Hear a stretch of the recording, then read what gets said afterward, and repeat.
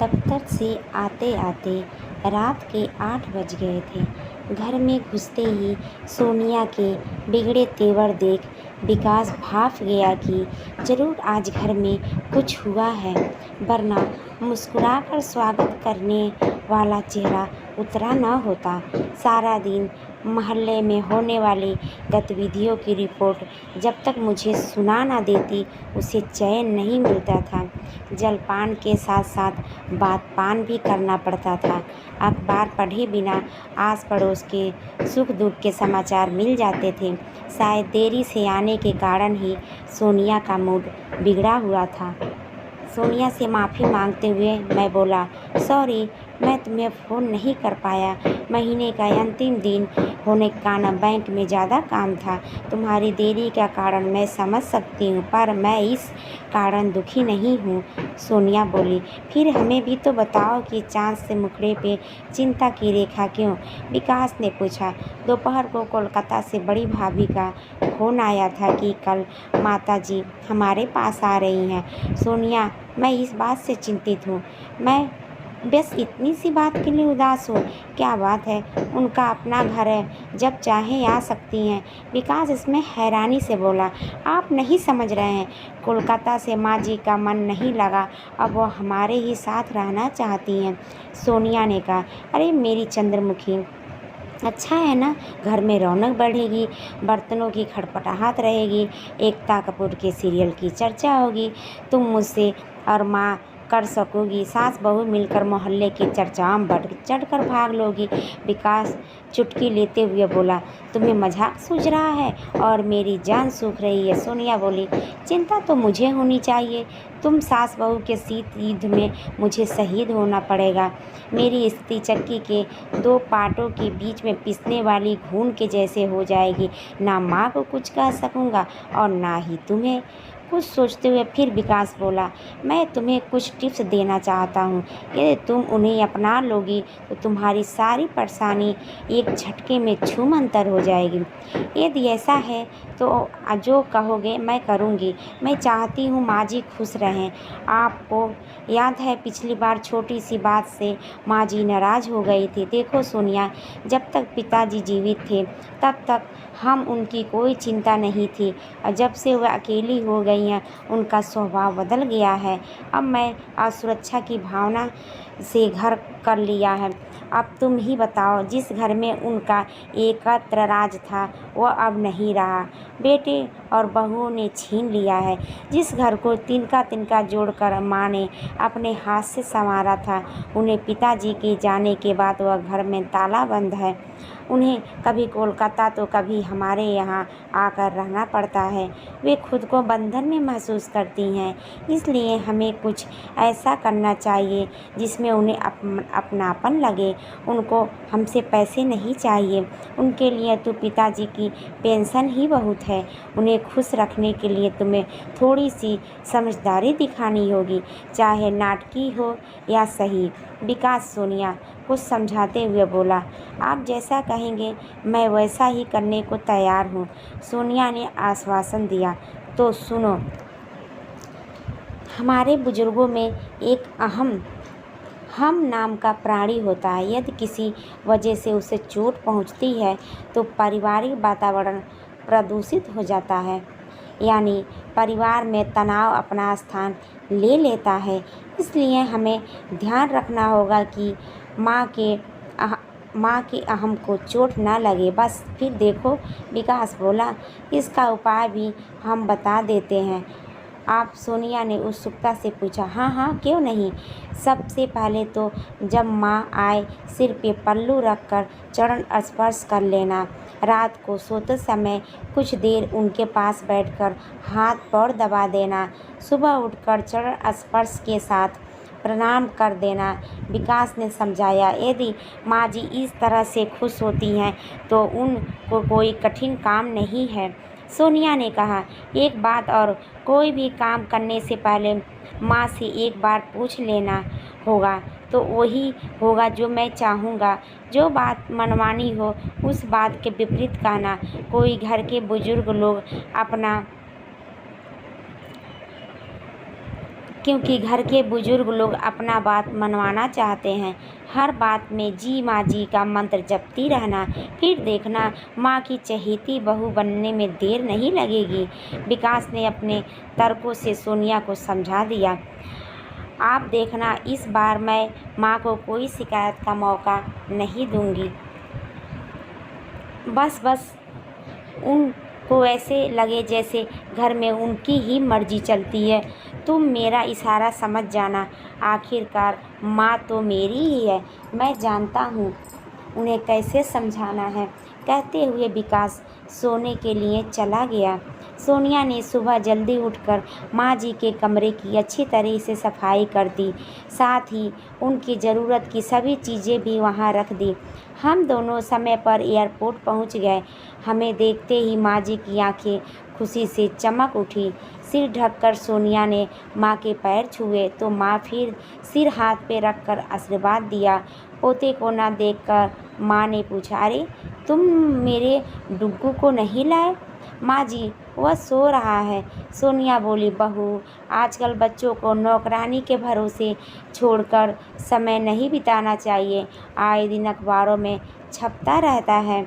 माँ जी ने समझाते हुए कहा। सोनिया ने माँ जी को आश्वासन दिया। रात भर भैया भाभीयों बच्चे की बातें होती रही। घर पहुंचकर माँ ने देखा कि जिस कमरे में उनका सामान रखा गया उसमें उनकी ज़रूरत का सारा सामान कायदे से रखा था। 3 वर्षीय पोता विक्की दौड़ते हुए आया और दादी के पांव छूकर गले लग गया। माँ जी, आप पहले फ्रेश हो जाइए, तब तक मैं चाय बनाती हूँ। कहते हुए सोनिया किचन की ओर चल गई। रात के खाने में सब्जी माँ से पूछकर बनाई गई। माँ ये सब देखकर बहुत ही प्रसन्न हो गई और खाना खाने के लिए सारे लोग इकट्ठे हुए। कल आलू के पराठे बनाना, पर माँ से सीख लेना, तुम बहुत मोटा बनाती हो। सोनिया की आंखों में आंखें डालकर विकास बोला, ठीक है, माँ जी से पूछकर ही बनाऊंगी। सोनिया बोली। माँ जी के कमरे की सफाई भी सोनिया काम वाली से न करवा कर खुद करती थी, क्योंकि पिछली बार काम वाली से कोई चीज़ छू गई थी तो माँ जी ने पूरा घर सर पर उठा लिया था। अगले दिन ऑफिस जाते समय विकास को एक फाइल न मिलने के कारण वह बार बार सोनिया को आवाज़ दे रहा था। सोनिया सुनकर भी अनसुना कर माँ के कमरे में काम करती रही। तभी माँ जी बोली, बहू तू जा, विकास क्या कह रहा है सुन ले। माँ जी। दोपहर के समय माँ जी ने तेल मालिश के लिए शीशी खोली तो सोनिया ने शीशी हाथ में लेते हुए कहा, लाओ माँ जी, मैं लगा देती हूँ। बहू रहने दे, तुझे घर के और भी काम हैं, थक जाएगी। नहीं माँ जी, काम तो बाद में भी होते रहेंगे। तेल लगाते लगाते सोनिया बोली, माँ जी, आप अपने समय में कितनी सुंदर दिखती होंगी और आपके बाल तो और भी सुंदर दिखते होंगे। जो इस समय में इतनी अच्छे और मुलायम हैं तो आपके समय में कितने मुलायम होंगे। अरे नहीं, ऐसी कोई बात नहीं है। हाँ, तुम्हारे बाबूजी ज़रूर कभी कभी छेड़ दिया करते थे, कहते थे कि यदि मैं तुम्हारे कॉलेज में होता तो मैं तुम्हें भगा कर ले जाता। बात करते करते उनके मुख की लालिमा बता रही थी जैसे वह अपने अतीत में पहुंच गई हैं। सोनिया ने चुटकी लेते हुए माँ जी को फिर छेड़ा। माँ जी, विक्की के पापा बताते हैं कि आप नाना जी के घर भी कभी कभी ही जाती थी। बाबूजी का आपके बिना मन लगता ही नहीं था। क्या ऐसी ही बात थी? चल हट, शरारती कहीं की, कैसी कैसी बातें करती है। देख, विक्की स्कूल से आता होगा। बनावटी गुस्सा दिखाते हुए माँ जी न एवन की तरह शर्मा गई। शाम को सोनिया को सब्जी काटते देख माँ जी बोली, बहू तुम कुछ और काम कर लो, सब्जी मैं काट देती हूँ। माँ जी रसोई घर में गई तो सोनिया के मनुहार करते हुए कहा, माँ जी, मुझे भरवा शिमला मिर्च की सब्ज़ी बनानी नहीं आती, आप सिखा देंगी क्या? ये कहते हैं जो स्वाद माँ के हाथ के खाने में है वह तुम्हारे में नहीं। हाँ हाँ, क्यों नहीं, मुझे मसाले दे, मैं बना देती हूँ। धीरे धीरे रसोई की सारी जिम्मेदारी माँ ने अपने ऊपर उठा लिया और सोनिया को थोड़ी किचन के काम से फुर्सत मिल गई। और तो और बिक्की के मालिश करना, उसे नहलाना, उसे खिलाना पिलाना सब माँ जी ने संभाल लिया। अब सोनिया को बिक्की को पढ़ाने के लिए बहुत समय मिलने लगा। इस तरह सोनिया के सिर से काम का भार भी कम हो गया और घर का माहौल भी खुशनुमा हो गया। विकास को सोनिया के साथ कहीं घूमने जाना होता तो वो यही कहता कि माँ से पूछ लो, मैं उनके बिना नहीं जाऊंगी। एक दिन पिक्चर देखने का मूड बना। ऑफिस से आते हुए विकास 2 पास ले आया। जब सोनिया को चलने के लिए कहा तो वह झट से ऊंचे स्वर में बोलने लगी कि मैं नहीं जाऊंगी, मैं माँ जी के बिना अकेले नहीं जाऊंगी। वह जानती थी कि माँ को पिक्चर देखने में कोई रुचि नहीं है, फिर भी उनकी तू मैं सुनकर माँ जी बोली, बहू क्यों जिद कर रही हो? विकास का मन है तो चली जा, विक्की को मैं देख लूँगी। माँ जी ने शांत स्वर में कहा। सोनिया, नहीं माँ जी, मैं जाऊंगी तो आपका घर का सारा काम करना पड़ेगा। कोई बात नहीं बेटा, तुम दोनों जाओ। वह दोनों पिक्चर देखकर वापस आए तो उन्हें खाना तैयार मिला। माँ जी को पता था कि विकास को कटहल बहुत पसंद है, इसलिए फ्रिज से कटहल निकाल कर बना दिया। चपाती बनाने के लिए सोनिया ने गैस जलाई तो माँ बोली, तुम दोनों थक गए होंगे, तुम भी थक गई होगी बेटा, लाओ रोटी मैं बना देती हूँ और तुम खाने की प्लेट सबकी लगा दो।